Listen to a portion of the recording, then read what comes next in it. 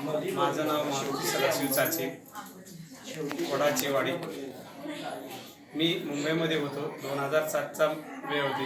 त्या ऑगस्ट महिन्यामध्ये माझं काम अंबरनाथला चालू होतं आणि आमच्या जोडीदारांचं जरा असं आला कामावर नव्हतं, त्यामुळे मला लावून दिलं होतं बघण्यासाठी. आणि बॉम्बस्फोट झाला होता त्यावेळी रेल्वेमध्ये. मी येत होतो आणि सायनच्या इथे होतो. सायन स्टॉपला उतरलो आणि सायन हॉस्पिटलमध्ये मला जायचं होतं.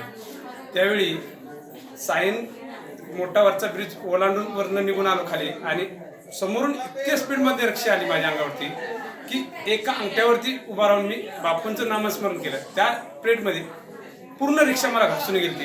त्याच्या पाठोपाठ टू व्हीलरवाला घासून गेला. पण मला नख बरोबरी न लागता मी व्यवस्थित बापूंच्या नामस्मरणामध्ये गुंग असल्यामुळे मला व्यवस्थित तिथून बाजूला झालो. 2007ची गोष्ट आहे. तेव्हापासून नंतर मी मुंबई सोडली. नंतर 2008ला कोल्हापूरमध्ये आलो. आता बापूंच्या नामस्मरणामध्येच असतोय कायम. सकाळ संध्याकाळ वाचन चालू असते माझं बापूंच्या पुस्तकामध्ये आणि बाकी इतर पण पुस्तकं वाचतोच मी. व्यवस्थित आहे. भगवंताच्या कृपेने बापूंच्या आशीर्वादाने चांगले व्यवस्थित चालले. शेतीवाडी व्यवस्थित असते. हरी हरी.